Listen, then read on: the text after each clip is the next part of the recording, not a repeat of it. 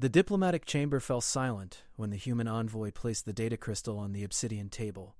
Queen Velthar's four eyes narrowed, her chitinous plates shifting with what the translators interpreted as contempt. Around the circular chamber, representatives from 47 species watched, their various appendages, tendrils, and sensory organs all focused on the small figure in the simple gray uniform.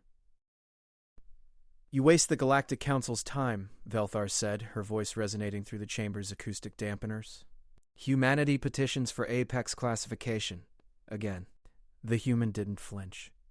Commander Sarah Chen stood with her hands clasped behind her back, her dark eyes steady on the Queen. She was smaller than every being in the room, her species barely 3 generations into interstellar travel, while the youngest council member had been exploring the stars for 12,000 years. "The data speaks for itself, Your Majesty," Sarah said quietly. A ripple of laughter moved through the assembly. The Korthian ambassador's translator rendered it as chittering clicks. The Valaxian delegate's amusement manifested as bioluminescent pulses across his transparent skull. Even the usually stoic Dren representative allowed his gill slits to flutter in what passed for his species' humor. Veltar gestured with one of her 6 arms. "You've been spacefaring for 73 years. The Apex list contains species with millions of years of evolution, technological advancement, and proven capability. Your petition is premature by several millennia at minimum." Sarah remained still. "The classification criteria don't mention age. They mention capability, adaptability, and survival metrics across hostile environments." "Which you lack," Velthar said. Her secondary eyes focused on the data crystal. "Your species controls 14 systems. 14. The Korthian supremacy spans 2,000. You have no psionic abilities, no natural armor, no radiation resistance. Your lifespans are laughably brief. Your bodies are fragile. You can't survive in vacuum for even seconds. What makes you believe you deserve to stand among the apex species of this galaxy?" The chamber grew quieter. This wasn't just bureaucratic rejection. This was an execution.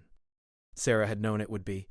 Humanity's petition had been scheduled at the end of a long session, buried in administrative proceedings, expected to be dismissed in minutes so the council could adjourn. "Permission to demonstrate," Sarah said. Velthar's mandibles clicked. "There's nothing to demonstrate. Your species' metrics are a matter of public record." "New data," Sarah said.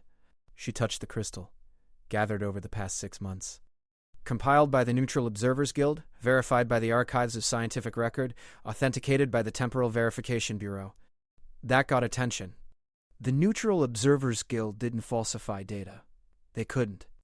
Their entire species had evolved without the neurological capacity for deception, which made them the galaxy's most trusted arbiters.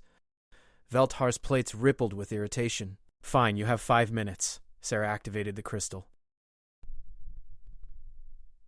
The chamber's holographic systems engaged, filling the space above the table with star charts and data streams.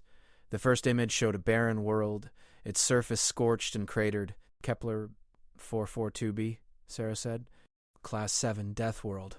Surface temperature ranges from 400 degrees to -200. Atmospheric pressure 40 times Earth's standard. Radiation levels that would kill any carbon-based life form within hours." The Valaxian delegate leaned forward. "We know of this world. It's on the forbidden exploration list. Even our deepest survey drones fail there." Sarah's expression didn't change. "Humanity has a research colony there. Population 4,000. Operational for 8 months. The chamber erupted. Delegates rose from their seats, their various forms of shock and disbelief filling the space with sound and light. Velthar's 4 eyes all locked on Sarah now, the contempt replaced by something sharper. "Impossible," the Queen said flatly. Sarah expanded the hologram. Images appeared of structures built into canyon walls sealed against the hostile atmosphere. Humans in heavy suits working on the surface. Agricultural domes using the planet's extreme temperature differentials for power generation. "The Neutral Observers Guild verified these images yesterday," Sarah said. "They can confirm the colony's existence and our methodology." The Dren representative's translator finally spoke, his voice carrying a note of respect his species rarely showed. "How?" "Engineering," Sarah said simply. "We built what we needed to survive. No genetic modification, no exotic materials. Just human ingenuity and determination." Velthar's plates had stopped moving entirely. In her species, absolute stillness indicated either deep thought or the moment before lethal violence. One world proves nothing.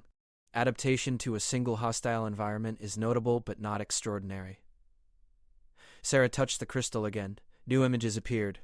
17 death worlds, each one classified as uninhabitable by Galactic Council standards. Each one now home to human colonies ranging from 300 to 15,000 individuals. The silence that followed was different now.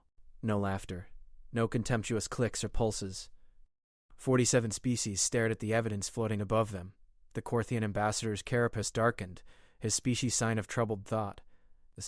But the Apex list requires more than survival. It requires technological innovation beyond standard metrics. Sarah's hand moved to the crystal again, but before she could activate the next sequence, alarms shrieked through the chamber. Emergency lights blazed red across the walls. Veltar's personal guard, massive six-armed warriors in ceremonial armor, moved instantly to surround their queen. A voice boomed through the chamber's communication systems, speaking in the ancient Veltari tongue. Sarah's translator rendered it half a second later. "Unknown vessels detected emerging from hyperspace." Configuration matches Xylith Hive patterns. The chamber's viewing screens activated automatically, showing the space around the orbital station where the council convened. Against the backdrop of stars, tears in reality opened like wounds. Ships poured through, their organic hulls pulsing with bioluminescent patterns that had been extinct for 3,000 years. The Xylith Hive, the galaxy's nightmare. The species that had nearly consumed all intelligent life before a coalition of 100 civilizations had driven them into the galactic core and sealed them there with technology that was supposed to last forever.